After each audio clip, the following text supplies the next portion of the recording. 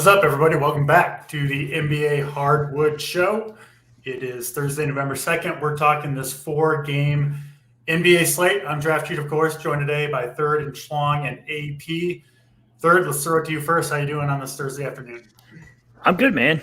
I love Thursdays now that basketball's back because you kind of have a basketball into a football slate. It kind of creates for a nice flow of your day, work-wise and otherwise. So I love Thursdays. I'm having a great one. How about you, AP?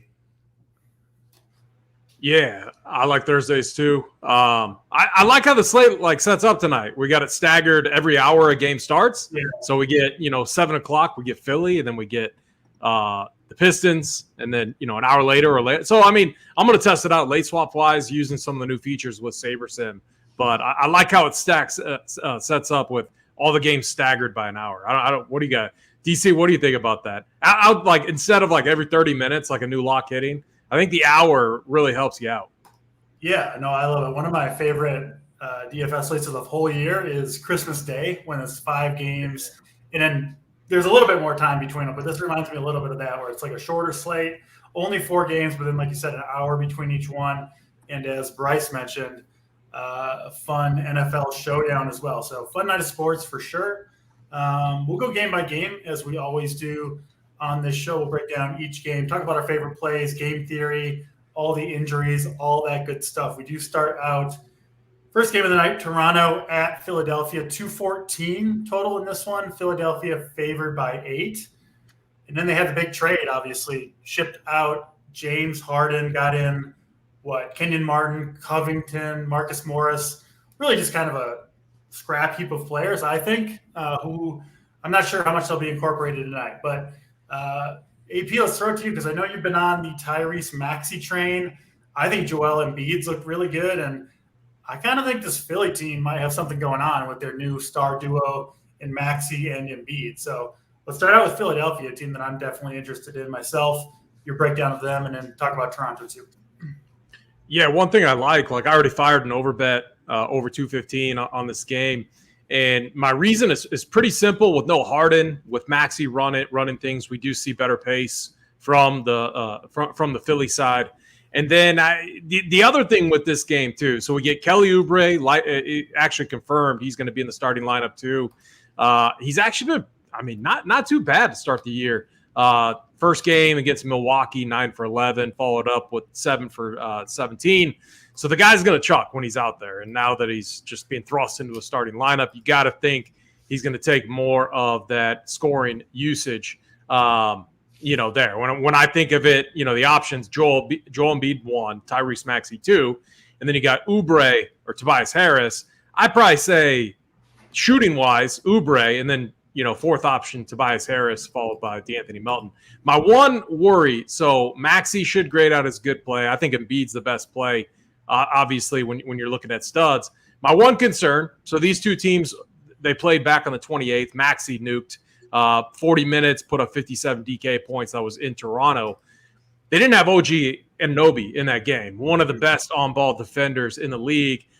You got to think after the performance Maxey had, they're going to throw OG right at Maxey. And I think that just helps the case for guys like Kelly Oubre and Joel Embiid, who I am going to find a way to get into every lineup I can tonight. I'm curious to see what you guys think, but absolutely love Oubre, love Joel. I want to see where ownership projections are on Maxey.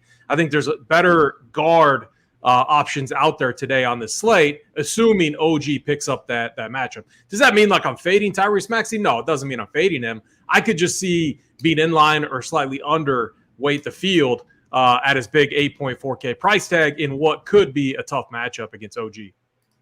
That all makes sense to me. I was kind of trying to fit in Maxey and Embiid to the same lineups, and it's tough, right? There's not that much good value tonight, so it was kind of hard to make it work. And I like the point about OG and Anunoby AP. Maybe I'll lean more Embiid, who I do think has just a monster ceiling tonight. I'd be surprised if he had a disappointing game. Bryce, your thoughts here, Philadelphia and Toronto? I think the best price-adjusted play here is Kelly Oubre. Yeah. For me, I mean, he just offers you such a discount off the studs here. And, Oubre chucks, and even for FanDuel, he can rack up stocks. So I like him on both sites. I think Embiid is a little bit better of a play on DraftKings, just where you can play like multiple big men and you're not forced into like using a center spot on him. For me, Embiid kind of comes down to the rest of the slate. It's like, if Devin Booker plays tonight, you're not going to be wanting to play Kevin Durant as much at the increased price tags. If you get some value, like some elite value in like Marvin Bagley, like I would probably just jam Bagley, and that lets you play some more studs. So that's kind of where I'm at from the Embiid perspective. From the Maxey perspective, I think he's a little overpriced.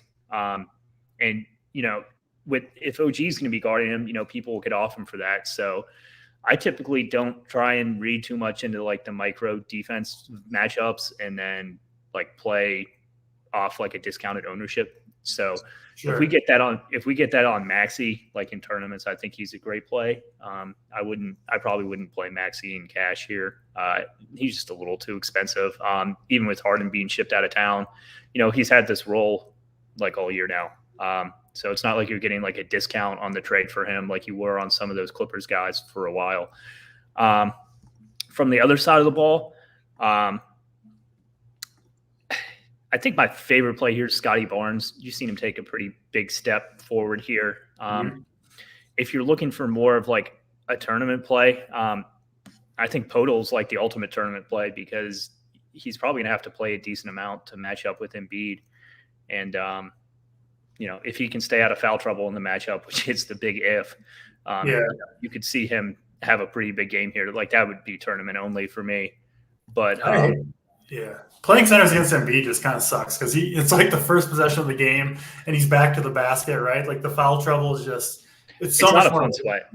Yeah, it's really not. My argument for Maxey, I guess, and I do kind of get both of your arguments a little bit against him. I think he's going to be higher than an 8.4K player in general on this team. I just think he's going to be a stud all year long. So, yeah, I can see both sides of it, right? Playing into the discounted ownership, but a matchup with OG obviously is pretty concerning. Any final thoughts, either of you, on Toronto, Philadelphia? I think so. Instead of like if we're trying to jam in Joel Embiid, I think you got to play Dennis Schroeder just for like a little in-game stack. And it being a 4-game slate, we're obviously going to have some mini stacks, across the board. Schroeder's been incredible with this team. 6.2K. I think just naturally he makes for kind of a good pairing there. And then, you can go Scotty. Like Pascal Siakam's the one. Like DC, you hit the nail on the head with him when we talked about it, just the change in his role. I think he's going to nuke at some point, but it's really tough to see that happen with what Scotty's doing right now. Running this offense. So it's Scotty, it's Schroeder, and those are the two guys that I'm looking at. I think if you're playing 150, with it being a 4-game slate and the lack of options, and just from a pure leverage standpoint, you have Siakam in your pool in case he does nuke. Because I don't see anyone. I don't think anyone's going to play him, on the slate. So. Yeah, Siakam's a weird one where you look at like 4 or 5% ownership, and you're like, man, that seems like a good GPP play. But if you dig in further to the numbers of what the Raptors are doing, it's just not – I don't think he's an $8,700 player in this current role or really anywhere close to it. So kind of a tough one there. I do got a shout out. Our boy Drew Carpenter. He's back. Let's go. He did send the head-to-head, so credit to him for sending the $50 head-to-head, which I did accept. And I was surprised, AP, to see an RPS logo going up against in the head-to-head. Who won? What's that? Who won the head? I did. I beat him by 40. Oh. It wasn't the best lineup, but I was still happy to. What was the team? I'm curious now. I played. My worst play was I played Wiseman in cash with Bagley, who only played 7 minutes. We both had Luka, who obviously was kind of the letdown of the entire slate, and then he had a couple of Nets guys. I had Scotty Barnes, so wasn't particularly close, but. Dude, our center plays that we talked about kind of late absolutely nuked. Like they all crushed. Like Bam, we talked about DeAndre Ayton. Like all of them smashed. It was funny. It was Bam who was the initial argument, right? He was saying he's not a back to the basket player or whatever. And then I was upset that I didn't play Bam against him because he absolutely crushed. So it was pretty funny. All right, that's Philadelphia, Toronto. Let's move to the next game. Detroit, New Orleans Pelicans. obviously big news in this one already. We already have Zion ruled out, and then Brandon Ingram has missed the last two. He for sure missed yesterday, and he's generally taken a few games off when he's missed time due to leg injuries like this one, Bryce. So I think a lot of this slate kind of does come down to whether or not Ingram goes, right? Because I think McCollum, Hawkins, Herb Jones, all those guys are decent plays, or in McCollum's case, a really good play already. And I think if you sit down Ingram, McCollum probably comes, for me, the best point per dollar option on the slate. What are your thoughts here? Pelicans and Detroit Pistons. I agree with you that I'm kind of leaning towards Ingram sitting here. Yeah. Like if you're building teams before lock, you have an hour in between each game. So this is, as AP mentioned earlier, like a really good chance to get yourself like into tune with late swap and like late swap optimizers like we have at SaberSim. So, if you're looking for a good slate to kind of practice that on, it's a short slate and you have an hour between every game. So there's not much more of like a straightforward late swapping scenario than, a great plays in the second game. And it goes to the other side of the ball too. If Durant is out and Bagley starts again, like Bagley becomes, just as good of a play as he was last night. And, he was crushing in the first half only to really disappoint in the second half. I think he had 3 or 4 fantasy points in the second half. That was a pretty disappointing outcome there. But, if anything, that'll scare people away today. And you just kind of go back to the well hammering him. Jordan Hawkins, if Ingram sits, is simply way too cheap for the role he has in this offense. I mean, he's going to play, 35 plus minutes here, shoot the ball a ton of times. He's 4.6K. Him and Bagley become, the two best plays on the slate. And, if you get them, it's like super easy to fit in someone like Embiid, or you could even make some crazy high price lineups. Like you could do an entire game stack. You can first game, you can do pretty much whatever you want if you get some of this value. So yeah, I would assume that Ingram sits here. Second night of a back-to-back. There's no reason for these teams to push it early in the season. Yeah, that's what I think. I mean, he obviously has a real injury, right? Like a knee sore. It's one night later. I would imagine they give it another night here. Yeah, I mean, unless the plan was always for him to sit the front end and play the second leg, and they're just not telling anyone, which could be the scenario. But my read's kind of like yours, that it's like an actual injury, and I would say the line indicates he's closer to sitting than playing as well. Yeah, I think he's a little closer to the doubtful side of a questionable, but obviously NBA, you never know.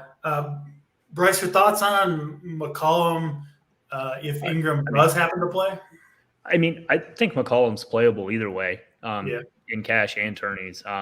He would become an absolute cash lock if Ingram sits. And there's a possibility that they even limit Ingram in game somewhat, So CJ becomes an absolute smash play if he misses. If he plays, he's still playable. But I would put him we already talked about Maxey. I would put him below Maxey. If Ingram plays, and I would put him above Maxey if Ingram sits. Yeah, I like that. And I do think, given this game is an hour after lock, I'm kind of building lineups assuming Ingram sits, and then you can adjust from there. You probably have it's always also way easier to adjust down than adjust up. So yeah, I would play it as Ingram is sitting right now personally, but if we get a closer read in the next 2 hours, we'll let you guys know in Discord. Yeah, absolutely. AP, thoughts on the Pelican side of it? And then Detroit's interesting too. We've been kind of on the Cade Cunningham train a little bit. He's been really good in 3 of 4 games, 27 shots, 37 minutes last game. We talked about I played him. He was 1% on. Yeah. And he had 60-point upside in that matchup. Yeah, no, I mean, he couldn't hit a shot. It was crazy. Yeah, we've been kind of calling it, right? It's hard to call necessarily the breakout game when it's going to happen, but when you're talking this kind of minutes and usage, it's going to happen for Cade. I still think he's well shy of what he can do as a ceiling, and I don't know, this doesn't seem like that bad of a spot for him at super low ownership. Again, your thoughts on Cunningham, Detroit, and Pelicans, obviously. Yeah, 4-game slate. Cade outside of shooting. I mean, the usage was there. He scored 30 points still and he was 11 for 27. So, I mean, that shows the opportunity that, and the potential upside. But yeah, this is like, if you think, I was kind of torn. And so like, I thought Ingram might play. That's the assumption I was working on. I was like, makes sense. They rest him end of the back-to-back. But again, it's the NBA. You can't assume anything. You definitely can't assume anything at all. But looking at this rotation, so if Ingram sits, I mean, they're already without like a lot of pieces here. Like CJ McCollum, I think, becomes like a lock in tournaments and cash or close to it. I think Jordan Hawkins, a potential lock. And that's why I'm fine being under on Maxey, because we have CJ, we have Hawkins, and we have Schroeder, and we got a couple other guard plays too that you can go to, like Clarkson will obviously talk about. I think the guard position kind of is satisfied. Joval's like the interesting one. He found his way into some lineups yesterday. I thought the matchup was good against OKC, and it was. He smashed in the time that he was on the court, but and I wasn't watching the game. I was watching other games, but he came in. They subbed him out after 2 minutes right away, and I was like, "What's going on?" I thought he got hurt at first, and then he came back in, and he smashed for the time that he was on the court. I think he 19 and I forget if he had a double-double. Let me look it up real quick. Yeah, so he 19 and 20 9. minutes, he put up 38 DK points in 20 minutes. Yeah. I mean, he was smashing, but he just didn't get time. I wonder if maybe they're saving him more. Like, if we don't have Ingram, what do you do if you're the Pelicans? Do you run more of a typical offense, like with a typical big like Joval, CJ, and Hawkins? That's kind of what I'm thinking. The other thing that is kind of difficult, Larry Nance is going to be the guy then that you would think would get more minutes, but you can only play him at the center spot. And so it creates kind of a interesting thing there, because I know I want Joel. I want a lot of Joel Embiid. And then are you playing Joval? Are you playing, Larry Nance? One of those guys should go off in this matchup, especially if Jalen Duren sits, because they would get matched up against Marvin Bagley, who is one of the worst defenders out there. So it would absolutely be like a nut matchup. So that's going to be something that I'm looking at. It sucks that Larry Nance isn't power forward and center eligible like he was all last year. But again, we got to wait for that news. The other thing too is Herbert Jones. I think if you're looking at his box scores, you want to puke. You want to absolutely puke. This is historically a pretty good matchup for small forwards, power forwards, especially these defensive guys that rely on peripheral stats against a Detroit team that's, turnover prone and everything. So I think Herb Jones would become a pretty interesting play. And then you could look at Dyson Daniels if you want. But again, I think it's Hawkins, it's CJ McCollum, and Jova are going to be the main guys that I want. And then the Pistons, again, it comes down to Jalen Duren. They're going to need size. If he's not able to go, we're looking right at Isaiah Stewart. We're looking at Marvin Bagley again. They're going to need that. They're going to need that size. And then I'm with you. I think in tournaments you could go right back to Cade Cunningham. I like the Jovel call a little bit. Obviously, I believe this is their first game without Zion, right? The Pelicans. I think Zion's been in there every game prior to this, who certainly takes away from Jovel. The problem, Bryce, with the projecting Valanciunas for more minutes, they really rarely play him and Nance together on the court at the same time. And it does seem like they want to give Nance those 20 minutes a game. But AP, I think Jovel might be one of those guys. I don't know. We talked about like the Hawks forwards, right, where the minutes are kind of interchangeable. I think Jovel, his minutes just naturally fluctuate, right? We've seen it kind of throughout his career, 20 minutes, then up to 35 randomly in some game if he's going off. So I do think, especially with Zion out, there is some minutes upside for Jovel. Any final thoughts here, Bryce? Detroit, New Orleans? I think Jovel could go under-owned here, especially if Bagley is in play at center. Like, it just creates a super crowded center position, which is kind of what I was talking about with Embiid earlier. So I like the Jovel call. Definitely not cash playable, but for tournaments, absolutely. You could see a huge variation in his minutes. Like, if they need the scoring and he's doing well, like, you could see him play upwards of 30 or lower 20s. So seems to be a pretty wide range of outcomes there. Herb Jones is, if both of them sit, should get a lot of tick at the 3 and the 4 today. So he's not like an elite rates guy or anything. Like he's not going to take 20 shots like Hawkins will here, but he's still a solid play for 5-2. Yeah, my only problem. Here we go, DC. How about that, John? What did we say? So we gave Mangone, our guy Mangone. We love Mangone. We said, what if you want a solid 29-30? You play John Collins. Do you know what did he get? I don't even know, to be honest. Someone in chat let us know. Maybe he's Joe. Maybe he absolutely smashed. I literally have no idea. You got 28.5. There we go. 28.5. There we go. Perfect. That's what John Collins does, man. That's what he does. He's a good cash play. I mean, Bryce knows. I mean, he was a good cash play yesterday, right? Yeah. You take that floor. I had him on the sheet. And you roll. Yeah. John Collins, I guess we can talk about him next because we do have Orlando and Utah as the next game up. Not that low. 220 total in this one. This one is expected to be the closest game of the night. We do have some decently high spreads overall, but Orlando favored by 1 on the road here. Not a ton, right? In terms of injuries, it looks like both teams should be pretty much healthy for this one.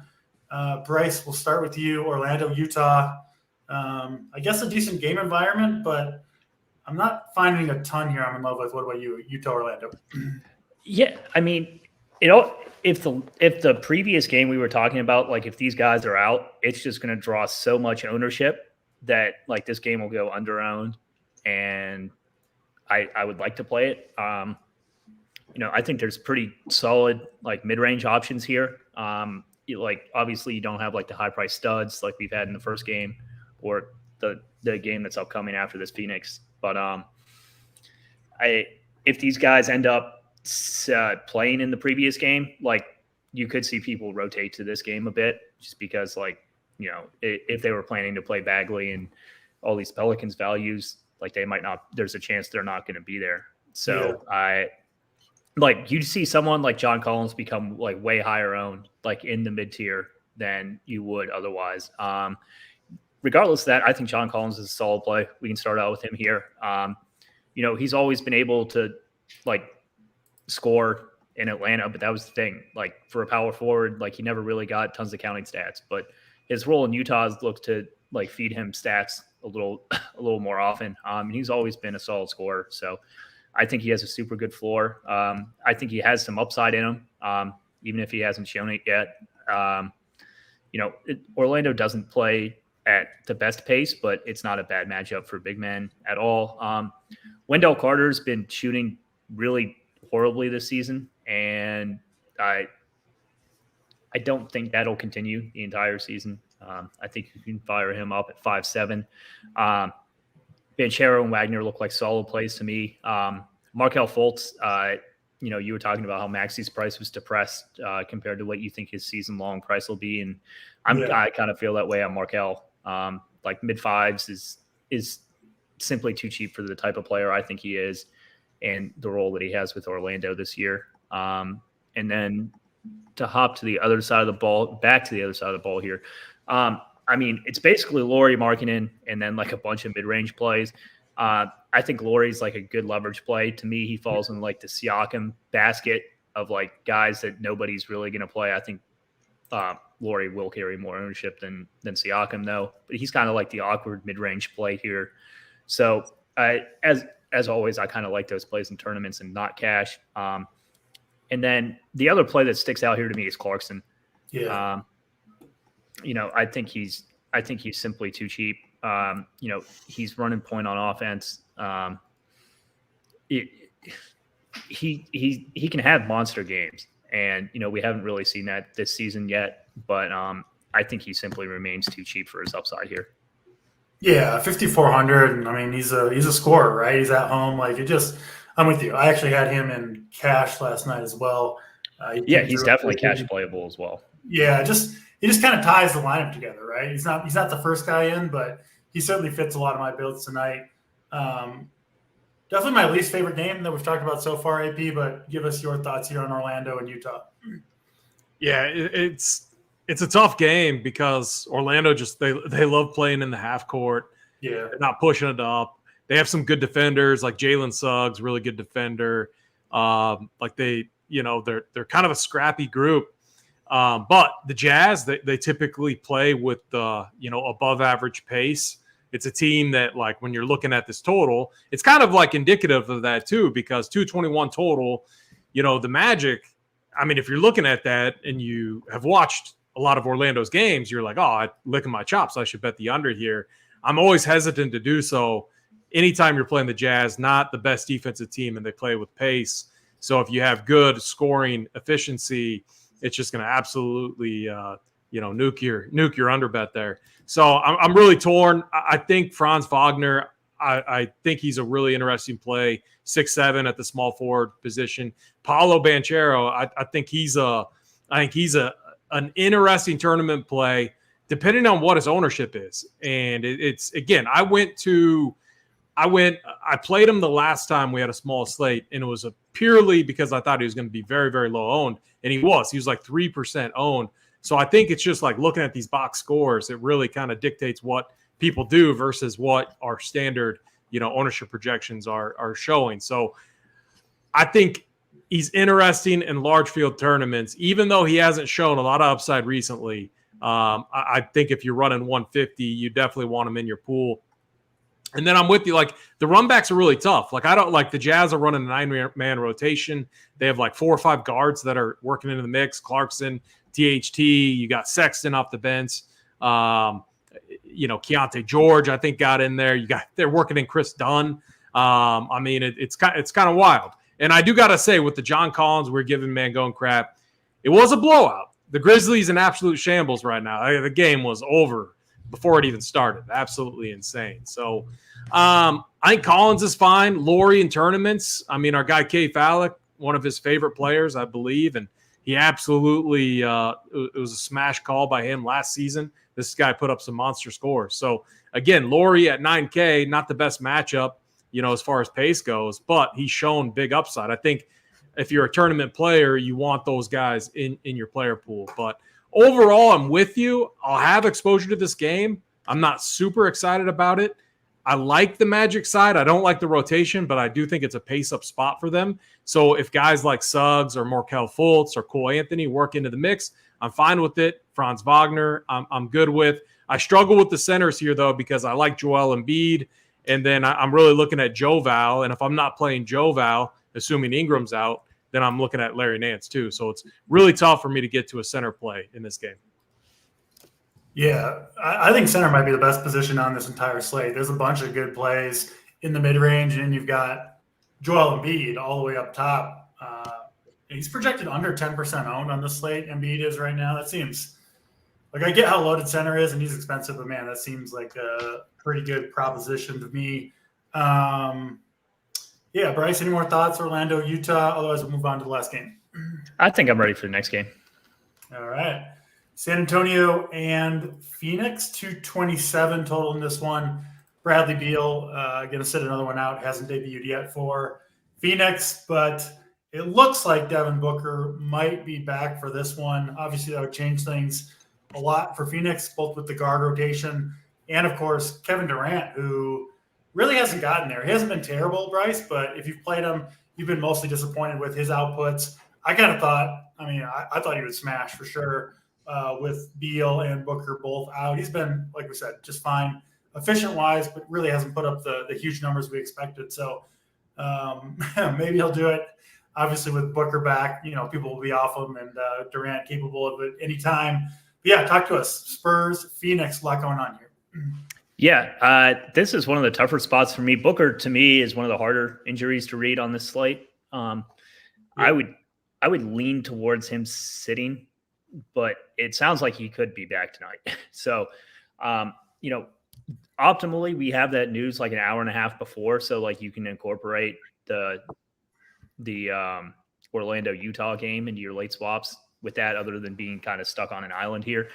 But if Booker plays, he's going to be completely unowned at 9,500, and I think he'd be a better play than Durant at 10.8.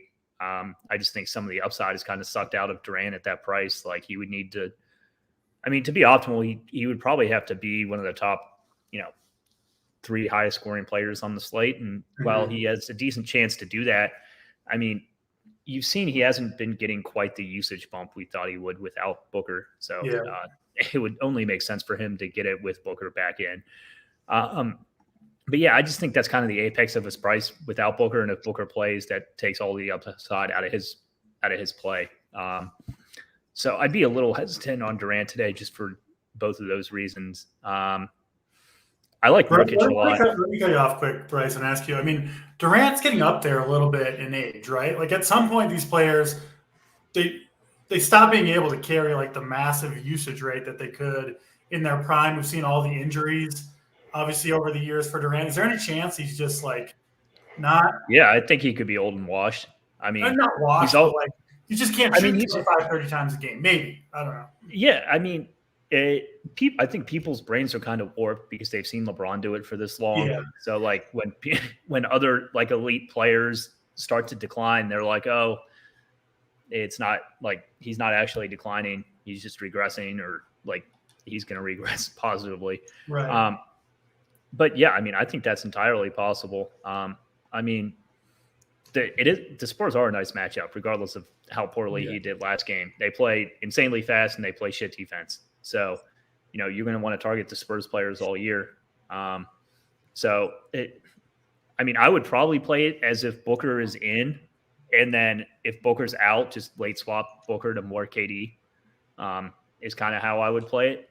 But yeah, I think that's super steep if Booker's in. I'll have hardly no KD if Booker plays in this matchup. And if Booker does sit, I do like KD here. But it's a little bit easier to swap like off of Booker than onto Booker. So I would kind of plan to play him as in and then adjust out if needed. On the Spurs side of the ball, I mean, you see these guys be pretty solid tournament plays across the board and pretty crappy cash plays. They just play such a deep rotation, and no one really sticks out to me other than like Vassell as their primary scorer and go-to guy on offense. Like, I think he has the minutes upside compared to the other players here. You saw Keldon Johnson have a really good game against Phoenix last time. I think he's in play here as well. And then I had mentioned Nurkic on Phoenix. So those are kind of my favorite plays in this game. Yeah, like all that. AP, I assume we're going to see Wembanyama guard KD to open this game, which I don't know how that's going to go, but I'm kind of looking forward to watching it. Obviously, two just kind of freak athletes and kind of similar. Yeah, go ahead. Yeah, I mean, we saw it last time, and we were talking before the show, like these mid-range gods, these guys that DeRozan, KD, they're going to struggle against the Spurs right now. The team's profiling very well against power forwards. You saw that last time. I know the highlight everyone saw where KD cooked them and hit that shot. That's a tough shot. That's a shot not a lot of people can make. KD was highly, highly efficient. You have to really respect what Pop and what they did against him, mainly in the second half, which really kind of inspired their comeback. But I can't. I think Devin Booker plays.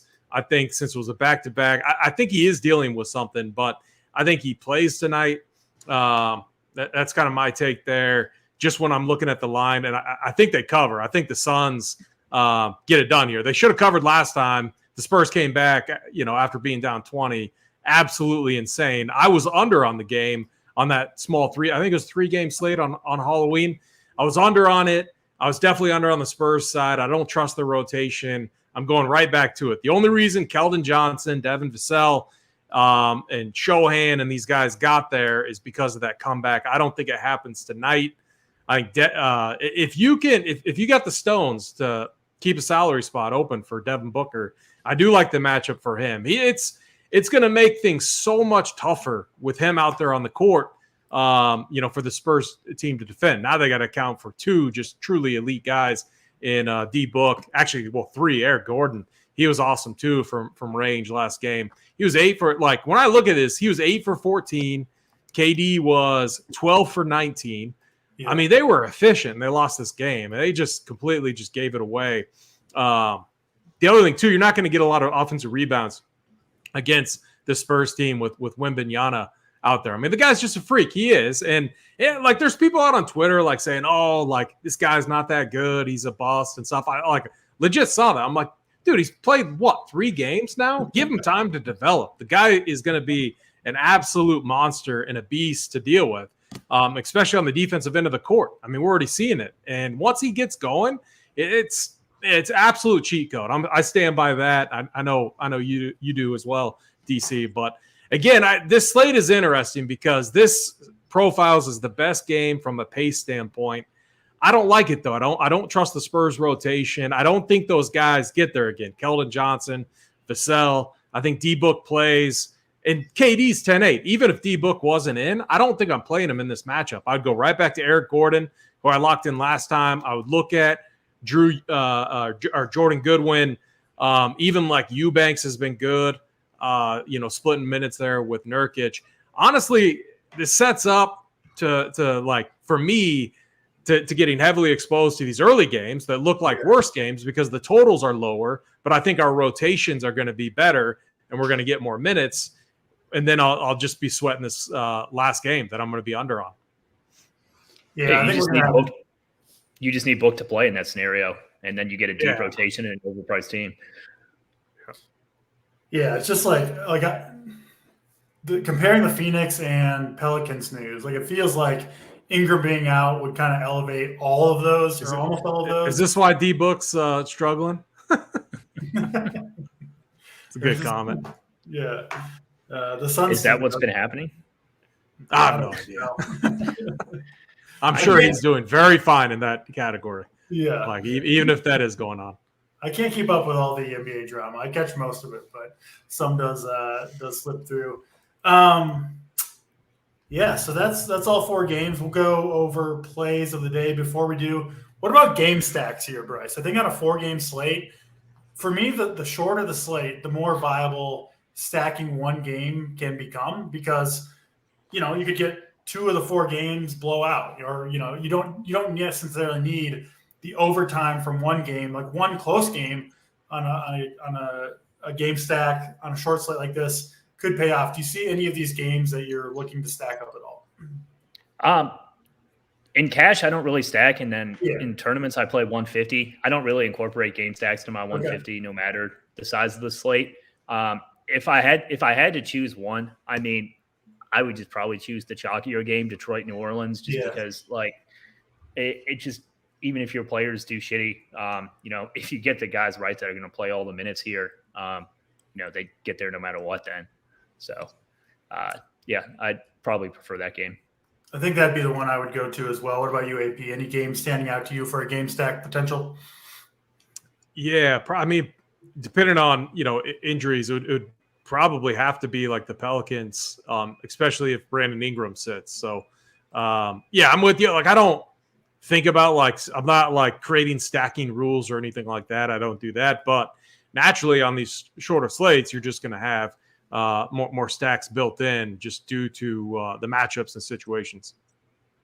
Yeah, that makes a lot of sense. Let's get to plays of the day. Bryce, we will start with you. Who's your Snyder Soldier? I like being in charge, hosting the show. I can put up Snyder Soldiers. It's even better putting it up yourself than waiting for someone else to do it. Bryce, your play of the day today. I got to go with Jordan Hawkins here. I think Ingram sits, and especially if that's not known a lock. I mean, he's gonna play 40 minutes and shoot 20 times. I'd play him all 150 of my teams at 4.6. Yeah, I think that makes sense. I do think he's maybe the best value on the slate if Ingram misses, especially. AP, your soldier for today. I mean, I think I might have to go with Joval, 5.9. I don't hate the matchup if Jalen Duren is out.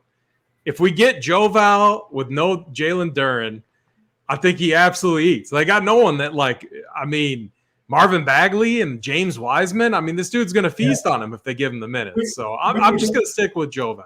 We talked yesterday about, right? DeAndre Ayton had that same matchup against Bagley and he smashed. Yeah, it went off like those guys suck. They're terrible. I mean, it's kind of a similar spot for Joval, right? Like minutes somewhat in question, but a high point per minute guy. So I definitely like that call. Keep in mind, though, everyone, like, if Jalen Duren's in, I mean, he is miles and miles better of a rim protector, overall defender. But I still think Joval will – I think he'll get it done either way. It's got to be about the sharpest drop-off defensively from the starter to the backup center in Detroit in the league. My Snyder soldier for today – I got to go with the big man, Joel Embiid. I think he's on a little bit of a mission right now, reinvigorated, glad to get Harden off his team, and playing big minutes, healthy, all that stuff that kind of can come and go, I think, a little bit for Embiid. I like to play him when he's playing well, which he certainly is right now. Joel Embiid, the DC Snyder soldier. We got a little bit of time, Bryce. We can talk a little bit of football. I assume you guys have looked at it at least a little bit. Any hot takes for NFL showdown tonight, Bryce? I got a shoey bet against my friend Akaika. I'm a Steelers fan and he's a Titans fan, so I was glad to see that Mark put in the Steelers -3, as ugly as it is. So I'll probably be playing that. DFS wise, I hadn't looked at it tons, but this is going to sound horrible. But I'll probably play light on defenses and heavy on offenses here in tournaments. So 36.5 point total. I'm almost always under the field on defenses in these totals. So I'll just be rooting against defense special teams here. Just any offense will be good because, I mean, they'll come in tournaments at some absurd ownership rate. Yeah. Well, that doesn't bode well for me because I was thinking this could be a Steelers defense slate. I think that's just what everyone's going to do. And, if they don't score, they still might not get there. I mean, I was all over the Falcons defense against Levis last week, and that obviously did not work out well. Levis absolutely balled out. I thought they ran a super smart offense. I think we talked about this on a previous show, but they basically just ran the ball, or they threw the ball 50 yards down the field, or they threw the ball 2 yards down the field. There was no intermediate passing game. It was play action, go deep. If it's not there, check it down. And, that led to like a depressed defensive special teams scored simply because they didn't really put him in a ton of spots to make mistakes. So I'm expecting the exact same game plan here. The Steelers will know what's coming. They're going to try and neutralize the pass rush with that. If they get ahead, it's going to be a great game plan. If they get behind, it's not going to work out so well. I just think, going into Pittsburgh is a tough spot for even the most veteran savvy of QBs, right? Like making his second start here. I don't know, a team with a monster pass rush. Yeah, I'm sure. I'm seeing they're only 5,600, so I think they're going to be overowned. I'm not saying I'm going to fade them, but I'm definitely going to be under the field both defenses here, I think. Yeah, I'm going to be under on the Titans side, but I think the Steelers have a chance to put up a big game, defensive touchdown, that kind of thing. AP, break the tie. What do you think for this Steelers and Titans game? Yeah, I'm kind of on the DC side. We talked about it earlier on the Saber show with Rubio. So I do got a couple takes. So I did a couple things. I flipped a few projections, mainly like Jaylen Warren and Najee Harris, just since they're so close and they're in a timeshare. I also like, and again, it's kind of gross and we don't need value, but I like Treylon Burks. I think if you're just like Bryce said, their offense was so conservative, and it just so happened that it was D-Hop that got the deep ball. But Treylon Burks is, very capable of catching a 60, 70 yarder, and Will Levis definitely has an arm. So I think he's an interesting lower owned play. Like if you're under Hopkins, you probably want some Burks. But then really it comes down to like these running backs. The running backs are going to be in there as well. I like the running backs, kickers, and then Deontay Johnson is like my favorite all around play. The floor ceiling combination, just for the sheer targets that he gets, makes him such a smash play in the captain or flex spot. So I got the Steelers winning.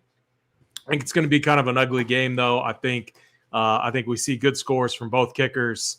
And the Steelers' defense is the only defense I like. I can't get on board with the Titans' defense. I will say D-Hop, this is, he's going to be chalky, but he is my favorite play on the Titans. I mean, imagine you're Will Levis, right? You got this big, strong arm.